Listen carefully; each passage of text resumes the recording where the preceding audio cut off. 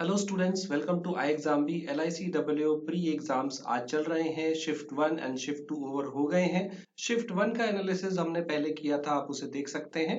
आज मैं आपको बताऊंगा कि अभी शिफ्ट टू में क्या आया। ये आगे आने वाली एग्जाम्स जो हैं उनमें बहुत हेल्पफुल रहेगा और मंडे को भी कुछ स्टूडेंट का एग्जाम है, तो आपको यहाँ से कुछ आइडिया मिल सकता है। तो सबसे पहले जो एग्जाम है वो ईजी आ रहा है। पहली शिफ्ट भी आसान थी, दूसरी शिफ्ट भी आसान है। और यहाँ पे जो सेक्शन आ रहे हैं, पहले आपको रीजनिंग मिल रहा है, फिर क्वांट मिल रहा है और फिर आपको इंग्लिश का सेक्शन मिल रहा है। अगेन यहाँ पे रीजनिंग ज्यादा आसान आ रहा है क्वांट से कंपेयर किया जाए तो।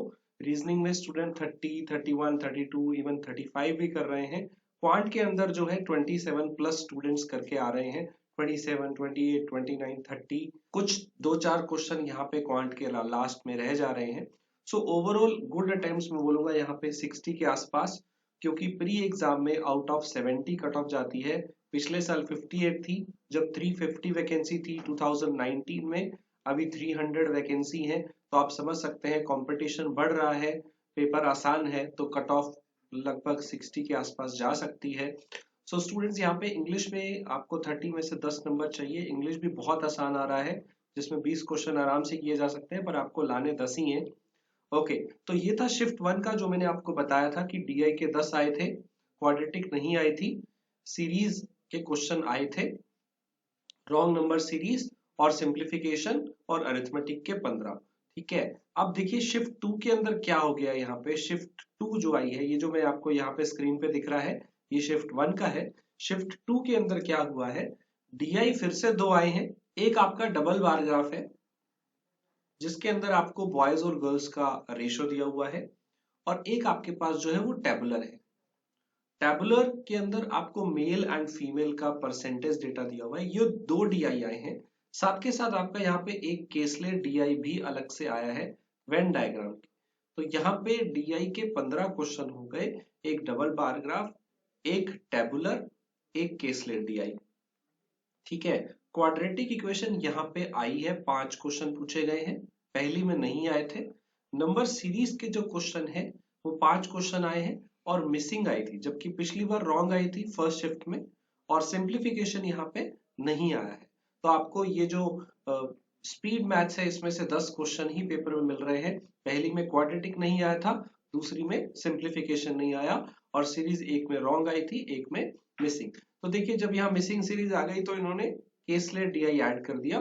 तो बात वही है कि टाइम उतना ही लग रहा है। आगे अरिथमेटिक के जो क्वेश्चन है, यहाँ पे 10 क्वेश्चन आ गए। पिछली वाली शिफ्ट में लगभग 14-15 क्वेश्चन थे। तो यहाँ पे जो क्वेश्चन है वो वही है, profit and loss, age, partnership, mensuration, time and work, boat and stream. इन सब से यहाँ पे आपको एक एक क्वेश्चन देखने को मिला है। मैथ्स इजी टू मॉडरेट था, इजी क्वेश्चंस थे, कुछ दो चार क्वेश्चन ही यहाँ पे लेंदी थे अरिथमेटिक में। अदरवाइज पेपर आसान था, 30 क्वेश्चन आराम से डुएबल है। रीजनिंग की बात करें तो शिफ्ट वन के अंदर मैंने आपको बताया था कि ये 4 पजल आई थी, डायरेक्शन, सिलॉग्स, इनइक्वालिटी नहीं आया, ब्लड रिलेशन आया था। अब बात करते हैं शिफ्ट टू में क्या आया। तो शिफ्ट टू में देखिए, आपका सबसे पहले बॉक्स पजल पहले भी आया था और अब भी आ रहा है। यहाँ पे 8 बॉक्सेस के ऊपर एक पजल पूछा गया था। स्क्वायर सिटिंग अरेंजमेंट पहली शिफ्ट में आया था। दूसरी वाली में जो आपको अरेंजमेंट मिला है, यहाँ पे लीनियर सिटिंग अरेंजमेंट आया है, जिसके अंदर 12 लोग हैं, रो के अंदर, नॉर्थ और साउथ के अंदर वो वाले हैं। इसके अलावा अनसर्टेन पजल वाला पहले भी आया था, अब भी आया है, और शायद इसका आंसर 24 है, सारे नॉर्थ में थे। और यहाँ पे एक आपका मंथ बेस्ड पजल आया है। पिछली बार आपका डिपार्टमेंट वाला पजल था, यहाँ पे आपका मंथ बेस्ड पजल है।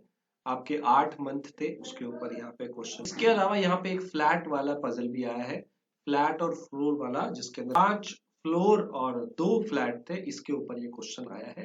तो लगभग 22-23 क्वेश्चन, यहाँ क्वेश्चन ज्यादा आए सेकेंड शिफ्ट में पजल और सिटिंग अरेंजमेंट से। डायरेक्शन के 2 से 3 क्वेश्चन फिर से आए। इनइक्वालिटी यहाँ पे पूछी गई है और सिलॉग्स नहीं आया है। पहली शिफ्ट में सिलॉग्स आया था, इनइक्वालिटी नहीं आई थी। ब्लड रिलेशन का एक क्वेश्चन आया है, मिसलेनियस के भी 2-3 क्वेश्चन आए। यहाँ पे आपको वर्ड दिया होता हॉर्न, और इस टाइप से आपको यहाँ पे 1-2 क्वेश्चन जो पेयर वाले हैं वो, और जो वर्ड प्रॉब्लम्स आती हैं वो। तो इस टाइप से रीजनिंग बहुत आसान था, 35 क्वेश्चन आराम से डुएबल है। इंग्लिश के अंदर क्या हुआ, फर्स्ट शिफ्ट में मैंने आपको बताया था RC, spelling correction, error detection, parajumble था। शिफ्ट 2 के अंदर क्या आया? शिफ्ट 2 के अंदर देखिए स्टूडेंट क्या आया, एरर डिटेक्शन सेम वही 5 क्वेश्चन आए और फिलर्स के भी 3-4 क्वेश्चन देखने को मिले। ये बेसिकली एरर डिटेक्शन के साथ ही आए थे। इसके अलावा आरसी के 8 क्वेश्चन आ रहे हैं। यहाँ पे ईडीएम फ्रेजेस के भी 2-3 क्वेश्चन देखने को मिले। पैराजंबल्स के भी यहाँ पे 4-5 क्वेश्चन थे और वर्ड एक्सचेंज के भी क्वेश्चन थे। तो वर्ड एक्सचेंज के भी आपको यहाँ पे 3 क्वेश्चन देखने को मिले। इसके अलावा स्पेलिंग करेक्शन के भी 3-4 क्वेश्चन यहाँ पे देखने को मिले हैं। तो स्टूडेंट्स इंग्लिश भी बहुत आसान था, इसमें आपको सिर्फ 10 नंबर लेने थे।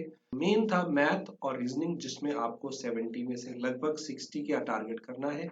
आगे जो भी एग्जाम आ रहे हैं मैं आपको बता दूं, पेपर बहुत आसान है, आपको कोई क्वेश्चन छोड़ना नहीं है। कोशिश करिए सारे क्वेश्चन करिए, नेगेटिव मार्किंग यहाँ पे नहीं है। तो लास्ट में अगर कोई क्वेश्चन आपका रहता है तो उसे जरूर करने की कोशिश करिए, लेकिन ध्यान रखिएगा नॉर्मलाइजेशन होगा तो जो भी गलत क्वेश्चन कर रहे हैं उसके मार्क्स नहीं है, लेकिन नॉर्मलाइजेशन में आपको फर्क पड़ सकता है कि आपने कितने सही किए कितने गलत। And practice free mains mock test ixamBee पे आपको मिल जाएंगे, वो प्रैक्टिस करिए। बेस्ट ऑफ लक जिनका भी अगली शिफ्ट में एग्जाम है या मंडे को एग्जाम है, आप मॉक टेस्ट प्रैक्टिस करते रहिए और इसका मेमोरी बेस्ड पेपर हम जल्दी ले आएंगे तो मंडे वालों को हेल्पफुल रहेगा वो। और 1 सेकंड बिना गवाए मेंस की तैयारी में लग जाइए। एंड आपका एग्जाम कैसा गया जिन्होंने दिया, मेमोरी बेस्ड क्वेश्चन जरूर शेयर करिएगा।